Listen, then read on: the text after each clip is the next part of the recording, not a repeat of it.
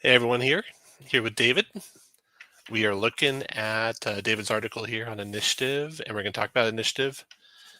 There's like as many different ways to do initiative as there are TTRPGs. I have a chart I made that has a whole bunch of different ones.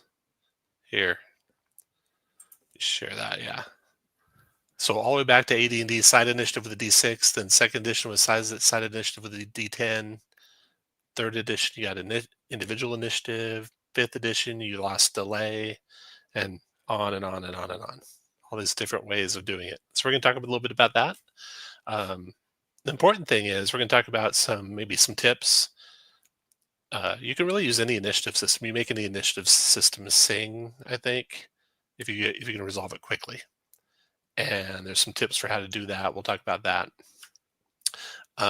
Andrew said, I just need one that doesn't make it worse. The only thing that really matters is that everyone gets a turn. Yeah, that's true, I think. So let's look back at your article, David. Sure. So what possessed you to write this long article on initiative? Well, I was just kept thinking about how games today more and more are making us discuss who goes next. And Yeah, that brought me around to the alert feat because that had been coming up in nerd games quite a lot, so much that you decided to house rule it.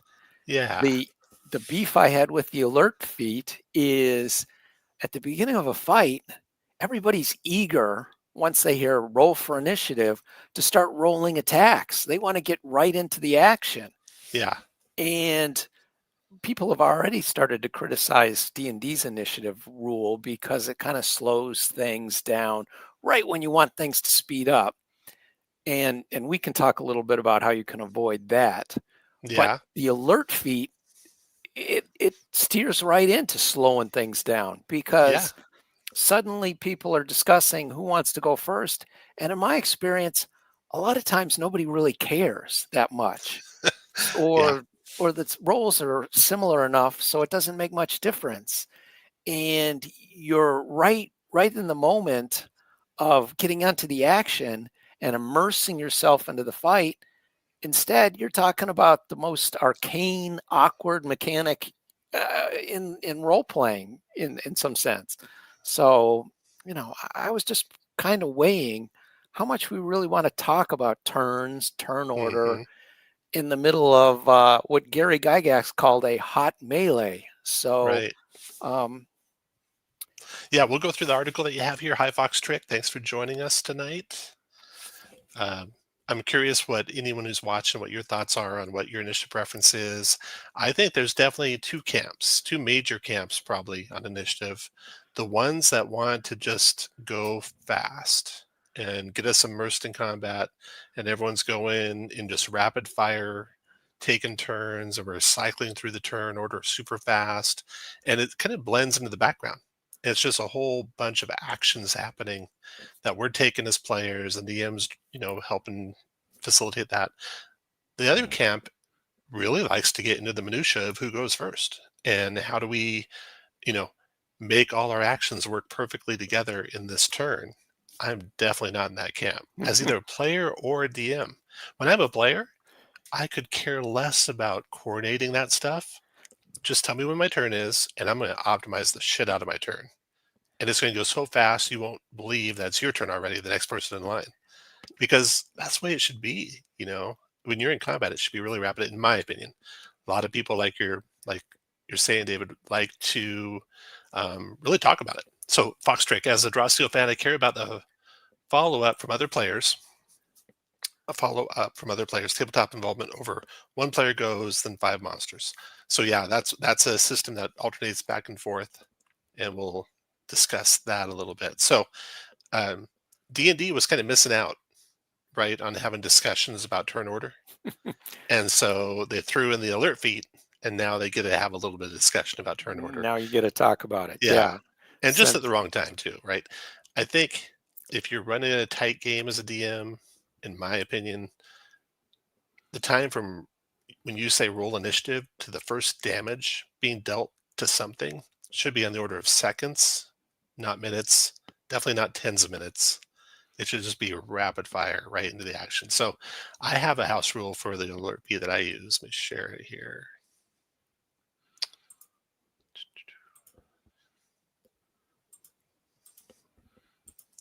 So yeah, I just changed the alert feed out. I replaced the swapping capability with the alert feed with it gets you no surprise for you and your allies within 30. Arguably better overall for a group of adventurers, but static and in no way stopping the speed of getting into the combat. But if you like to discuss order, then that's not for you. All right, let's get back to your article.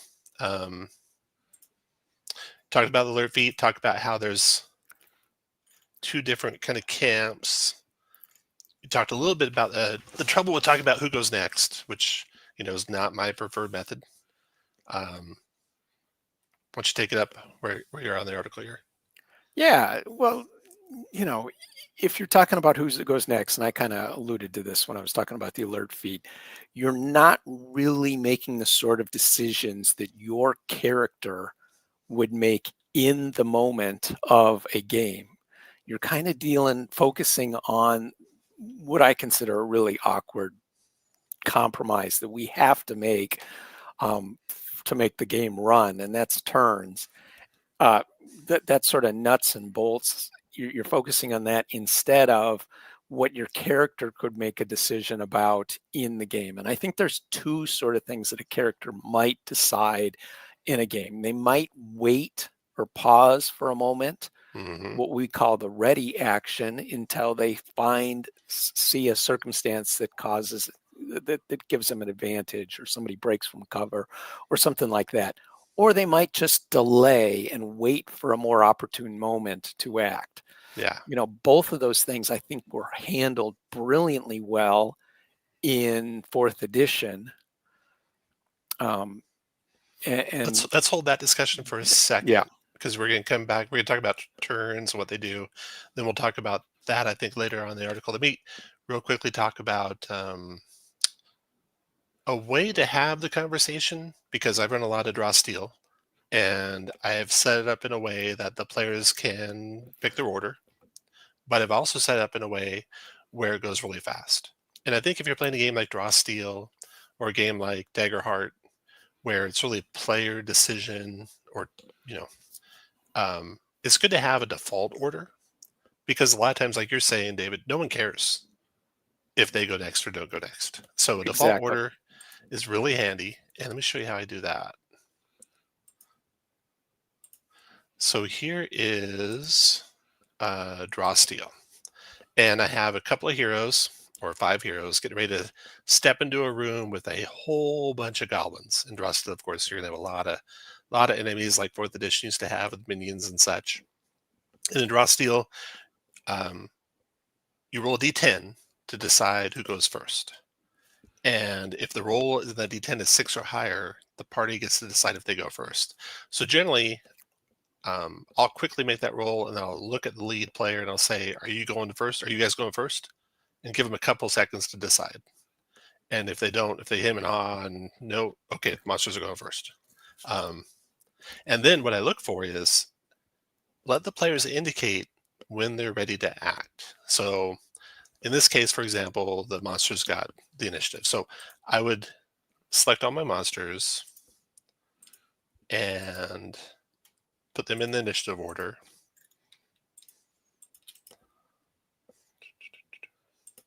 So I have all the monsters there.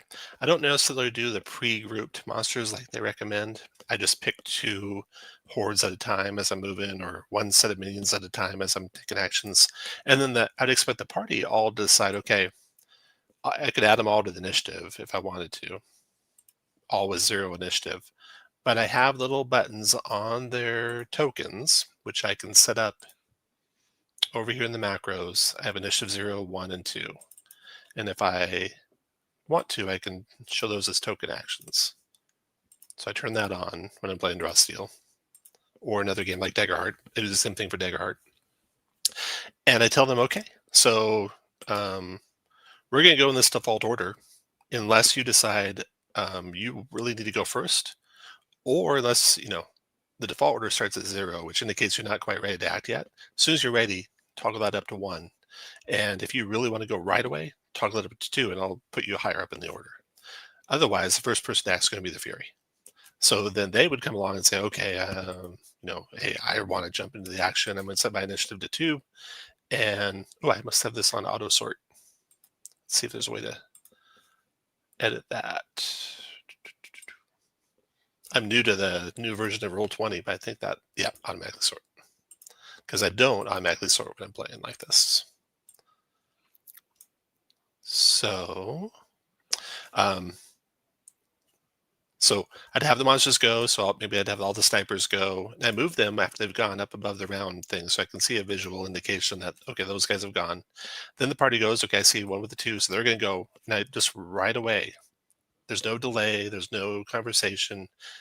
I encourage them to have conversations with themselves while I'm handling the monster turns, and say, hey, you as a healer really should go. Why don't you set your initiative to 2? We'll all hang back. And so they can set their order, and then maybe the talent's like, oh, I'm going to go next. So they put their initiative to 2. Did I do the Fury again? I did the Fury again. So the talent set their initiative to 2. And then, so the Fury goes, I'll have some more goblins go. And then back to the party, talent goes. And then I just go in order, basically. And they can sort their own order. And they get a visual indication. Whoever's above the round's already gone. So they know, whether they've gone yet or not. And when the round ends, I move that back up to the top. And it goes very, very fast. There's very little discussion, but they have the full opportunity to set their own order. It just happens in a real fluid way, such that you don't slow down the game while you're playing. Very easy tool in Roll20 to do that. There's other ways to do that, not in Roll20. Like when I'm doing a game at a in person, I'll use cards like this. These little tent cards with the party on green cards, the monsters on yellow cards, and I just kind of go down the card list. But I could do a similar thing where I just have the party move to a point where they are already acted. Like I put a marker here to the right and move them past that marker to the right once they've acted. Now it's harder in person. How are they going to flag they want to go next? They could have some sort of flag that they want to use. Otherwise, I just go around the table from left to right. And then if someone wants to go before that, they'd flag me that, hey, I'm going to go next. So I think those kind of games can run really fast. Takes a little bit of initiative on the DM side, and that's always an important job for the DM. The speed of play is paramount in games like these, I think, and when it comes to combat, and the DM really drives that. I have a problem out of combat driving too fast in the exploration area. I'm trying to learn to hold back and let the party set their pace and let the party do their own thing and let the party interact with each other and stuff like that. So it's important to differentiate that. Once you're out of combat, you don't want to be driving the action forward like that, I don't think. I'm trying to get better at doing that. What are your thoughts on all that, David? Well, that's interesting, Tom, because that's not how I thought you were running the initiative. You're shuffling the initiative order on the virtual tabletop manually in a way with the little tags it's fully manual. sliding back and forth. So fully manual, but it's really easy to do and real right, fast. and it works great in play. Yeah, because there's a consolidated place that everyone can look to see who's exactly up and who hasn't gone. That's another key with initiative is you don't have to, but to make it go fast, the players should know when their turn's coming up. And if you can do that silently, that's even better. They can just look and see, oh, I'm next. I better be ready. Fox has a comment here. My draw steal experience is the players set a let my go and do this, then you can do that. It took a few encounters, then it really took up. Yeah. Once they kind of get knowing each other, it can go a lot faster. And you as a DM can set in a standard order. It'll go really fast, and then they can interrupt it if they want. So, like I say, any initiative system you can make sing as a DM. And that's your job, I think. You don't want to be sitting back, being passive DM and waiting for things, letting things just go really slow. The players will really appreciate it if you don't do that, I think. Okay, back to your article, David. Okay. Well, let's see. I took a little detour here into Turns, turns and how yes. I was saying that they're kind of awkward and kind of strange. And here's where I kind of unpack that. So Mhm. we're going to use D&D as an example, and a D&D round in the current edition is 6 seconds long. And what we kind of forget when we're playing D&D is the idea is that everybody during a round is doing all their stuff during the same 6 seconds. And that kind of when you start to unpack it, creates some weird things. Mhm. One is that by the end of the round, the last person to go is facing a completely different battlefield Yep. than the person who started the round, even though they're supposedly starting the same at the same moment in time. And we can kind of make things go awry in strange ways by playing on that time warp where everyone stutters back 6 seconds when they start their particular turn in the round. If a bunch of people pass a baton around, every time they pass the baton jumps back 6 seconds. And Right. this leads to what some people call the peasant railgun, where Yep. you can accelerate an object to incredible speeds by simply having a bunch of peasants pass it from one to the next in the same round. But you can also use it to use the same object multiple times in the same 6 seconds. We kind of imagine that a wand of magic missiles might take about 6 seconds to use, but if you pass it from one person in the party to the next, and everyone fires off one charge during that round, you can lose 21 missiles from your wand of magic missiles instead of one person just using the full wand and getting 8, 9 missiles out of it. So that's a pretty good advantage by using the wand over and over again in that same 6 second span with the craziness of turns. Let's pause there before we head into the cover situation and why ready actions are needed. So, yeah, this is something that can be exploited, and it really comes into question even when players are trying to exploit it. When there's some sort of a smash and grab type scenario, there's a MacGuffin they got to run into a room and get out of the room with. There'll be some weird interactions there where one person runs in, grabs it, runs part way out. Other person runs in, grabs it, runs the rest of the way out. And you're like, that didn't make sense. So I definitely have a house rule that I use when I need to, although it hardly ever comes up, and that is one copy.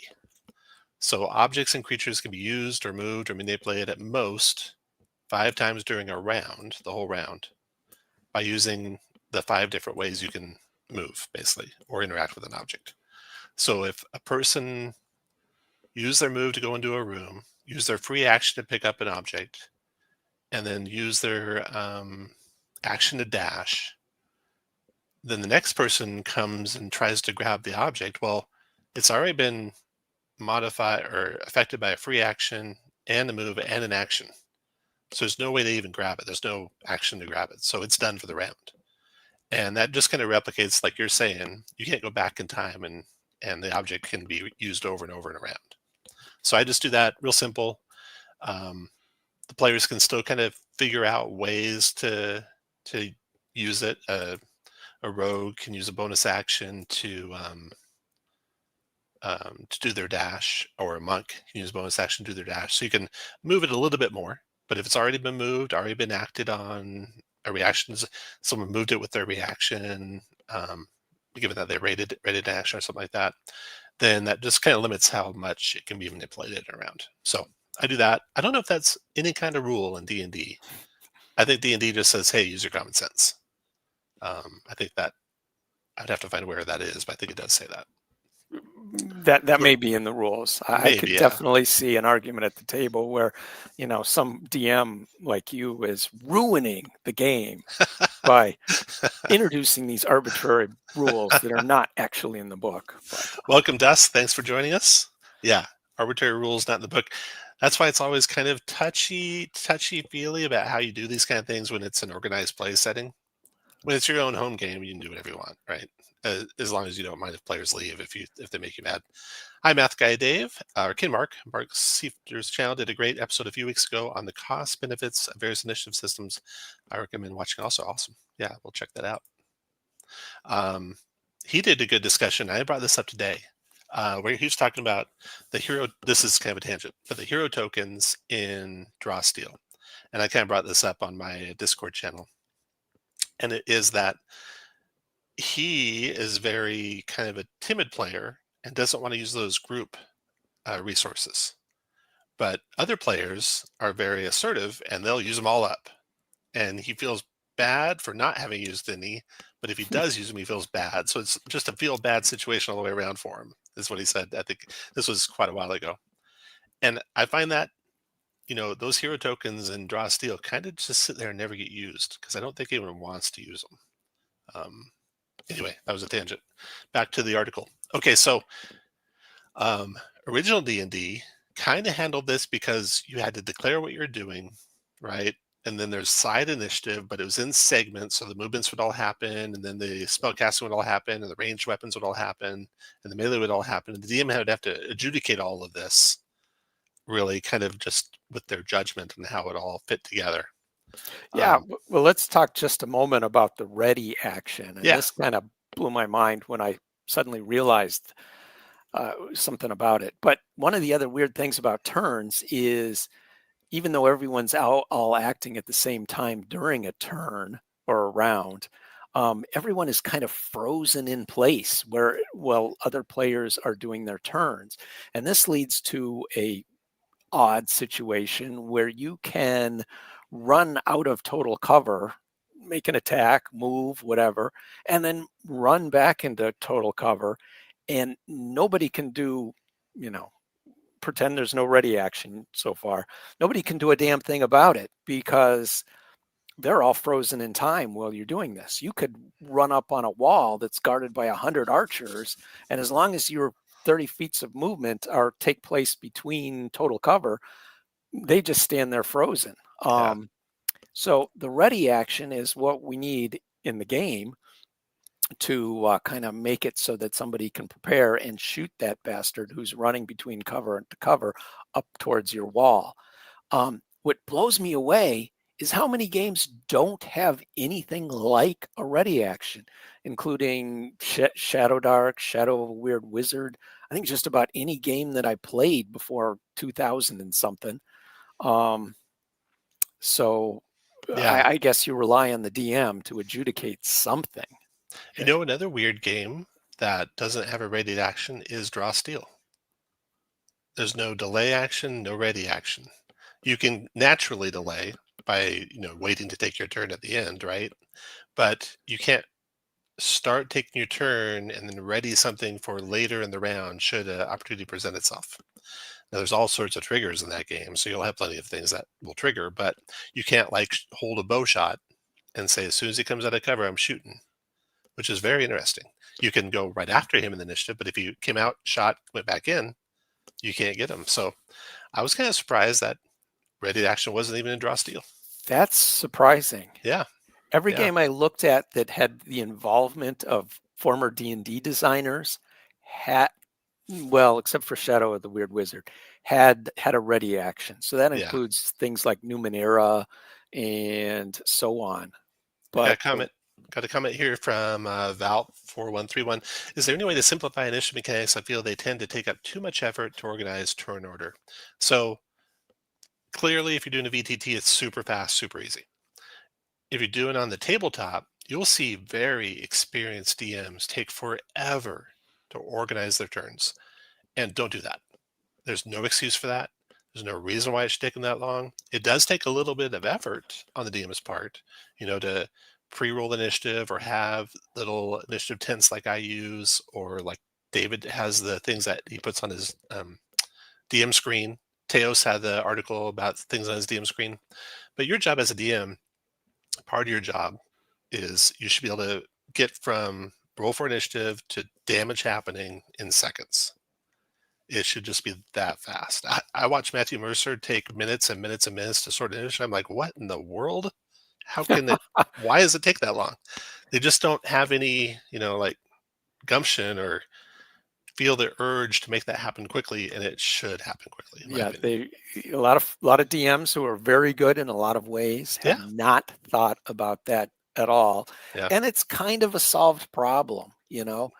My favorite way to do it is to have people pre-roll the initiative before the yep, fight. I'll have them roll initiatives for the whole session, but you can also have them roll initiative after the a fight ends, so they're ready for the next one, and then, yeah. I do delegate. this. So I have these little cards, and as soon as this fight would be over, I'd take these 2 green cards and toss them to the 2 players, and ask them to roll their initiative and toss them back. Yep, And then we're exploring and having conversations with individuals, and then when combat starts, I've already got the initiative all sorted out, and I'll put the monsters, like I have these monsters here that are kind of flipped the reverse, so they can't see what the monsters are, but I have them already sorted in initiative order. yep, So you know it and takes you a can little bit of extra work on the DM's part, yes. The easier way, obviously, is just to go around the table. Just say, okay, I'll start on my left here, and you guys go. Then the monsters will go, or you might intersperse a few monsters out amongst the seating positions. But that makes it fast and easy. But it does take away any kind of initiative benefit the characters might have. So fast characters get no benefit really that way. Um, but you can delegate yeah, sorting those tents and so on. I just hand my initiative tents to somebody and say, put these in order, and then all I have to do is lay them out. remember the D There's and D Open? So we would do our own initiative when we were playing in the D&D Open. Why did we do that? Because we wanted to act very fast. We wanted to know when our turn was. So the DM wouldn't necessarily tell us when the monsters go, but we would have our own initiative cards that we would roll ourselves. When we tell the DM what you got for initiative, I would write it down on the card and sort them out in order, and we'd know what order we were going in, and we could plan our turn really fast that way. And then as the monsters happen to go, I'd add them to the initiative order, so you can see our initiative order here at the bottom of the list there. And why did we do that? Because we wanted to be very, very fast. sometimes the DMs would just give up on tracking their own initiative and delegate it right there to Tom with his tents on the table. Yeah. So here's an interesting one, Fox trick. So rolled initiative always took my players out of teamwork. They never line up with tactical decisions. Yeah, but how much time do you have to talk about teamwork in 6 seconds? You don't have any time. So it's not very immersive to be having long-winded discussions about teamwork. Now, to be fair, these are highly disciplined adventurers whose life's on the line and probably have all sorts of, you know, SEAL Team 6 like signals that they use with each other to make sure they don't die when they're fighting the things they're fighting.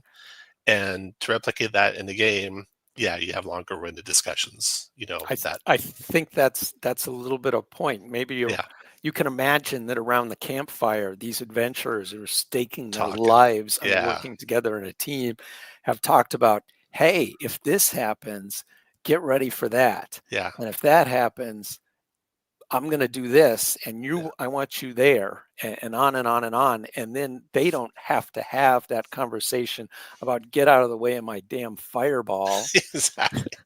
So That when we would play the open, we would have those conversations, those quote campfire conversations before we'd go to the open. We'd actually play some rounds and we'd say, okay, so and so should go first. Everyone should delay until after they go.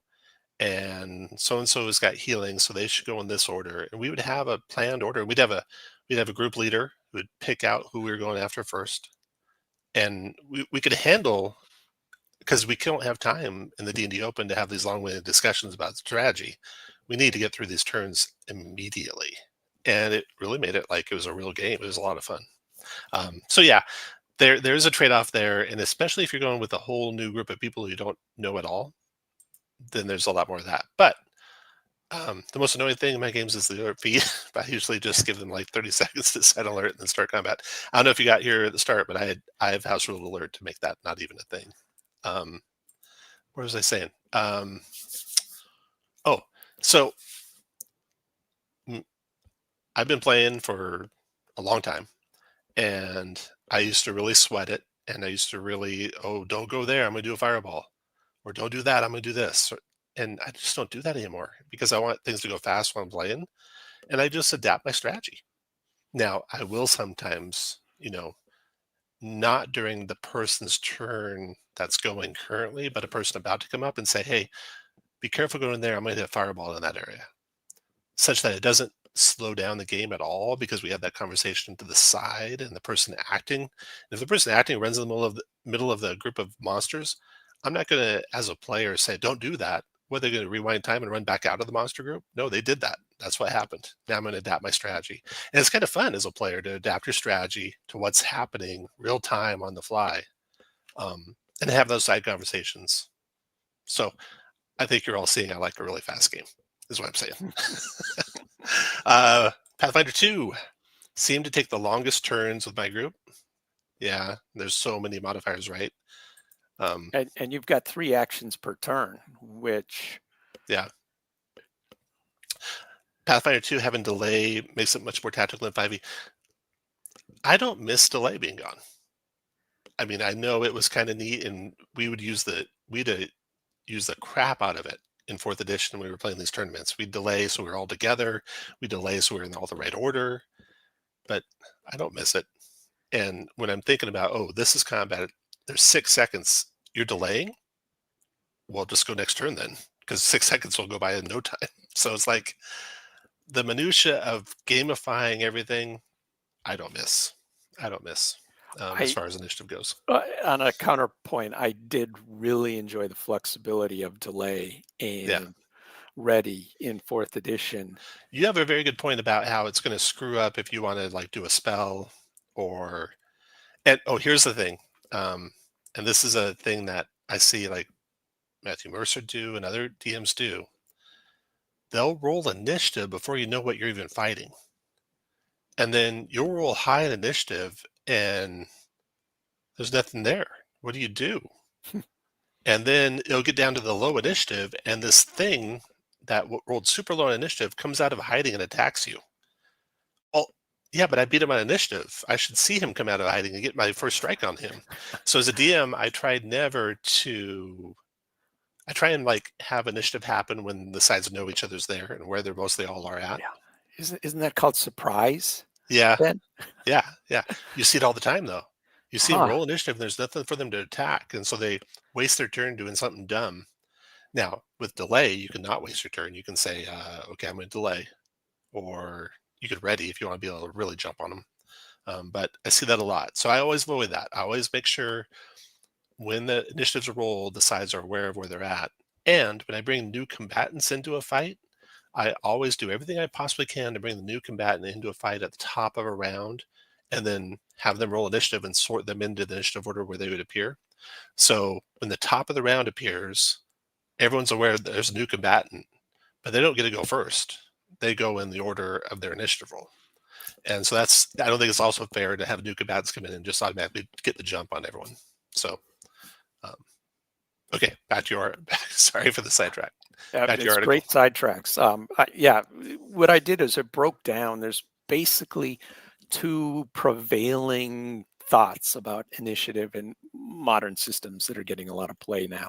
And that is that there's the cyclic initiative, cyclic turn order that started with 3rd edition D&D. It started in D&D with 3rd edition.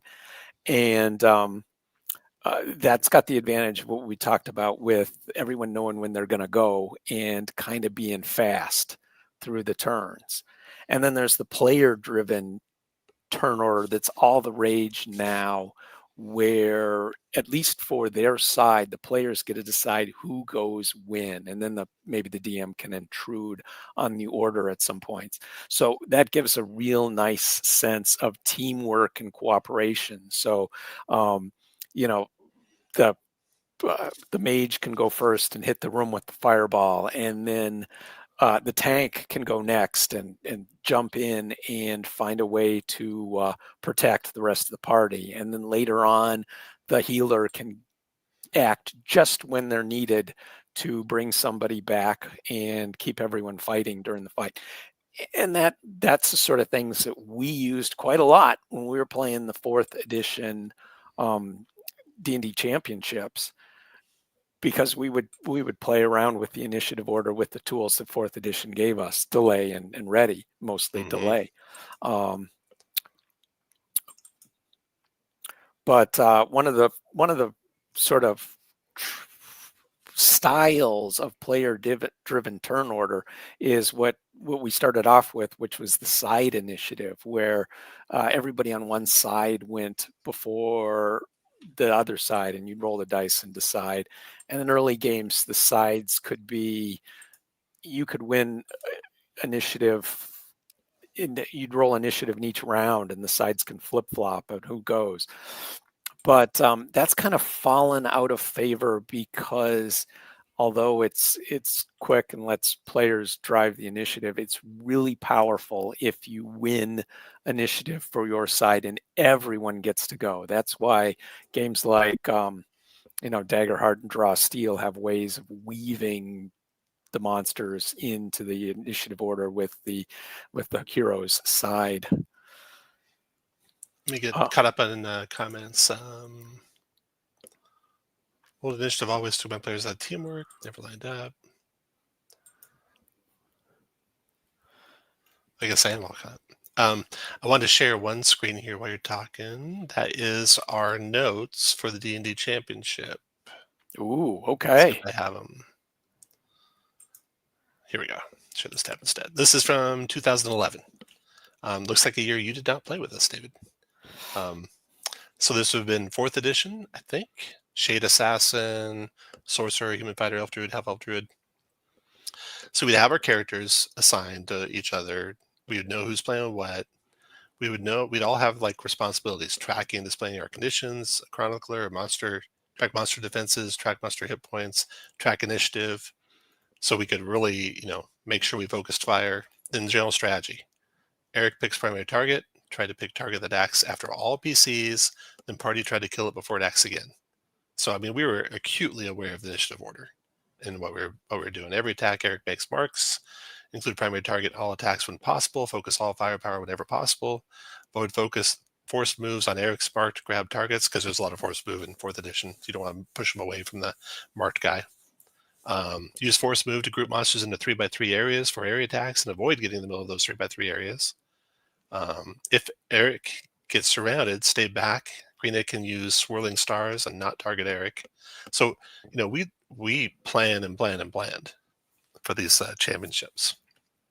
Yeah, and let me just point out, I wasn't playing in this one, but I played in a bunch with you and these other guys. And as a person who had zero athletic ability as a kid and was always the person dragging down the team to their defeat, it was so refreshing to play with Coach Tom and be an asset on a team that did well. So that was part of the fun of the D&D championship for nerds like me. Here you can see us gaming the initiative. So adjust initiative order when monster order known. All delay till after Volna, but not after monsters for Volna's healing and mountain guide feature. Blackwood delay to after all, but not after monsters for Blackwood's death attack, which can kill a monster with 10 hit points.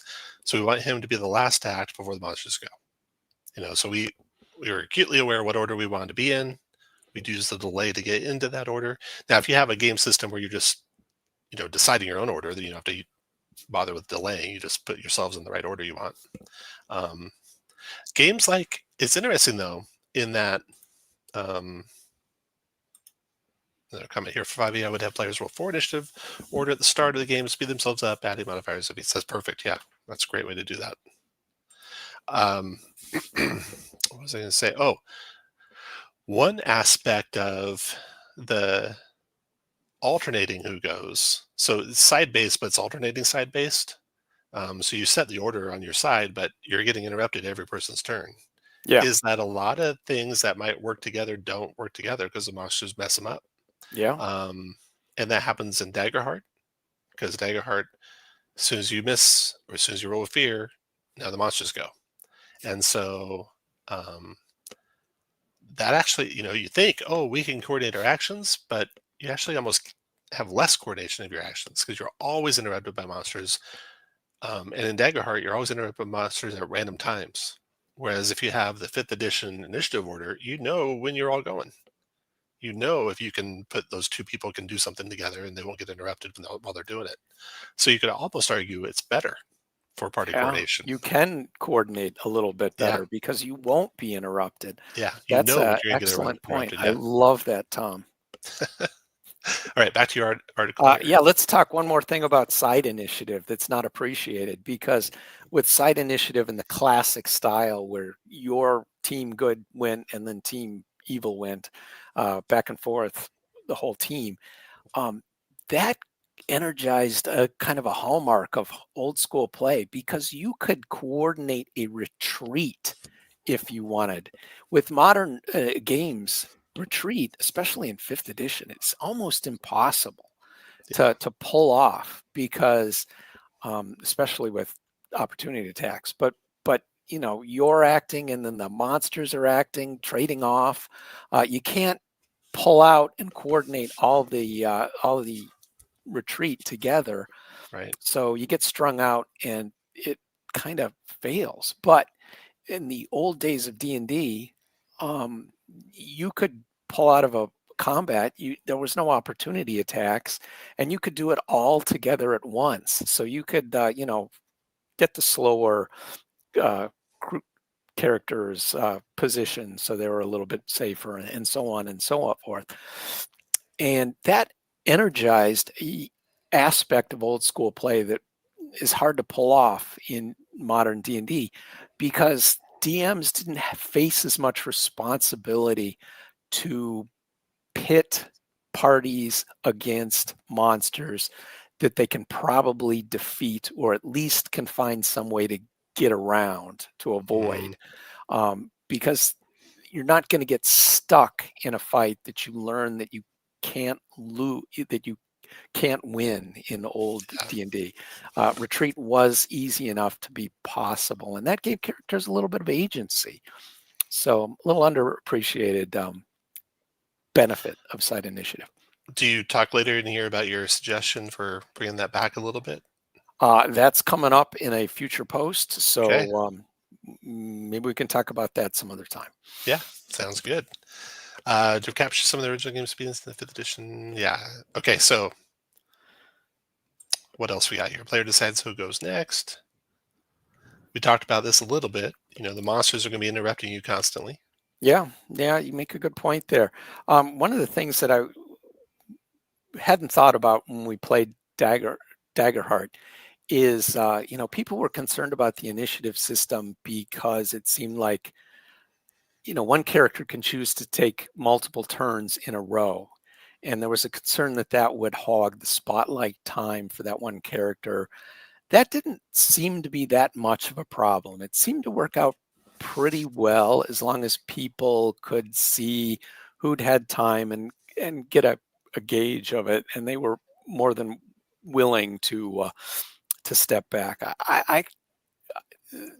I kind of grew to think of a Daggerheart Initiative as kind of cinematic. It sort of recreates the fights you see on screen, where groups of heroes and villains face off against each other, and you might see one character of the Avengers battling another character of their foes, and them trading blows for a few moments, and then once there was a dramatic moment or reversal or something, they'd to a different group. So with the Daggerheart initiative system, where you can take multiple turns until the monsters interrupt, you can kind of recreate that sort of scene.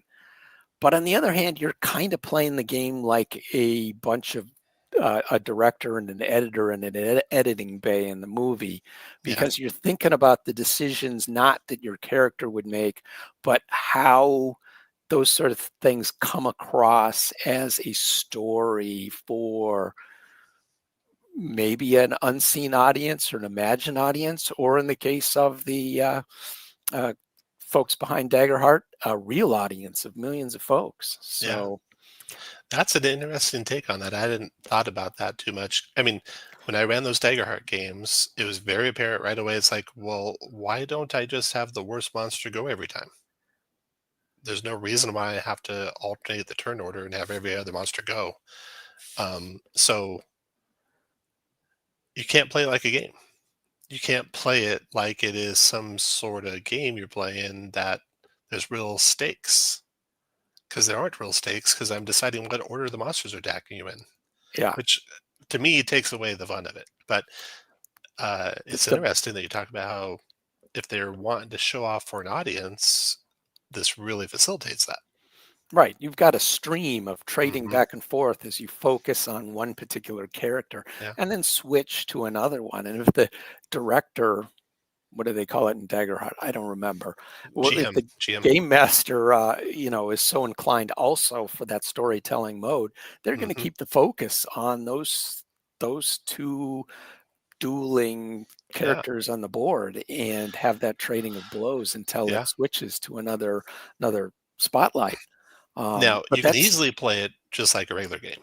You yeah, can easily decide as a DM, no, you don't get to go again until everyone else has had a chance, if you want. yeah, and I It's not how think it's written, but you can. when we played it, everyone was very mindful of who'd had Yeah. spotlight time Yeah. and was more than willing to trade it off to whoever seemed like they needed a spot uh, in It the kind of, in though, the came back to that limelight. timidity and aggressive thing. It's like, if you're playing a character that you know doesn't contribute a whole lot to taking down the big bad guy, you taking a turn feels bad, Yeah, right? play Did you ever run into that when you're playing? Do you feel like, well. oh, I should not take a turn. I should have that big bad, I ally mentioned take a that there turn. were cases when my characters would stray off to the edges of the map where they couldn't contribute, or I didn't feel like I had really the damage dealing ability to contribute as much as somebody else, Hmm. and it felt like a bet, a little cheeky, Yeah. or something to get in there and ask for the spotlight, and then have a sad trombone moment Yeah. where I'm not really contributing anything to the victory. Another weird part that I ran into while I was running it was that if you're down to a solo monster and the party's fighting him, he gets a turn between every other character's turn almost if they roll with miss or roll with fear. Um, so he's getting a lot more turns every round than the party's getting every round.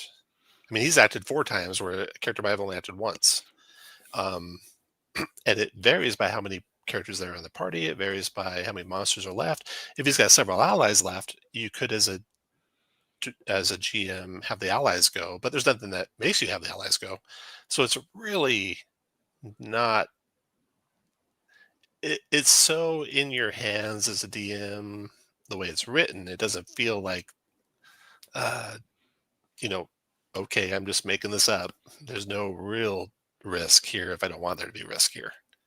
There's a certain freedom as a DM to knowing that the game is set up so that what you do is going to be okay for the players, and you don't feel like you have to uh, you know be mindful of how much you're pressing on the gas Hmm. to kill the party or not kill the party, um, because the game takes care of that for you. Hmm. You're talking. I'm not sure which way you're going with this one. Are you talking that a game like D&D where you're No, following, like a you're game like Daggerheart, where I think the DM, and I haven't run Daggerheart, you tell me, well, but I think the it could go DM, the reverse way, because if you're playing D&D, you can be like, well, I was just following the rules. The yeah, monsters were acting as best they could within the rules. If you go Daggerheart, well, I could have that guy go every time. He's the best guy to kill you all. yeah, And oh, you all died. And then the players have a real gripe. They're like, yeah, but that wasn't very fair that you had that big one go every single time. Yeah, but it's in the rules. So yeah, you have like more on your shoulders. It's like you're trying to balance whether or not they die, but it's not based on their actions. It's based on what you're doing to let them live, yeah, which yeah. sucks in my opinion. I want their actions to have weight, more weight than if I let them live or not. Um, so there's going to be some definite preferences there. And when I ran Daggerheart, I ran it like fifth edition or Drosteel or anything. I had to have every monster act, every character act before I'd repeat. actions, right? So I ran it as if it was a round of combat in 5th edition. I wouldn't let the big bad guy attack over and over and over again. I'd spread it out, have everything go, and then the players would go, and then I'd repeat. And then I'd also do the initiative the same way I did the Draw Steel initiative, where the players kind of self-determine their order. So it kind of happened pretty fast, but it was very clear that everyone got a turn before we started repeating turns again. But that's not mandatory. You don't have to play it that way. If you like it some other way, you can play it a different way. And I guess that's, it's interesting. Every DM you play with is going to be a little bit different, I think, in Dagger Heart, because it's really up to them how they run it. All right, back to your article here. Okay, well, I think most of the other stuff is the sort of thing that we talked about. No one wants to go order. Yeah. Yeah. Yes. I see that a lot. If you don't set a default order, you'll get that, I think, a lot. I think the default order is pretty much essential to make these things run in a quick way. Yeah. And that'll be in my next upcoming post. I'll be talking a little bit about making the most of the various initiative order systems that are available to you. And some of this stuff we already talked about. Some of the stuff that we talked about might wind up in my upcoming post. So I was weighing attacks of opportunity. I was thinking about this and how they're not really necessary. A lot of games don't use them nowadays, but what are they trying to mimic? Well, if there's a fighter and he's guarding a hallway and you run by him, he gets to attack you. You can't safely run by him. But if you're playing a game where there's, 6 seconds of action, you run up to him and he strikes at you, he did attack you when you ran by him. That did happen. He did get an attack on you. And if he's waiting for you to run by, he can ready an action. So there's really no need for attacks of opportunity to replicate what really is happening. And if 2 of you run by him, he can't strike both of you. Unless you want to replicate a fighter getting better and better at his skill, where he can stop multiple people going by him instead of just one at a time. And then you might have where he starts getting some attacks of opportunity. And a game like, I think, Pathfinder does that, where like only the fighter has attacks of opportunity. And maybe that's the reason why they decided that that'd be something they would do. Yeah, I think the idea behind attacks of opportunity was to capture some of the sense that you have a front line of, as you do in classic D&D, of sticky characters that block the monsters from getting to the more fragile characters like the wizards in the back. Now we've lost some of that because there's more ranged monsters than there ever were. But I think there's a certain virtue to that where you can make certain characters sticky enough that they can protect the back ranks who don't want to be attacked. I think Pathfinder's probably onto something good if that's how they handle it, where only characters that you want to be tanks and that to be their role are making opportunity attacks, because then the system's a little bit lighter, but you've got something to distinguish the characters that are meant to be protectors and frontline characters from the rest of the ranks, because that's not really the portfolio of abilities that you would think of for a bard. Right. Bard's not holding the line. Math Guy Dave says that Pathfinder 2, it gets pretty powerful later on with multiple reactions, disrupting spells, movement, and other classes can get it later on too.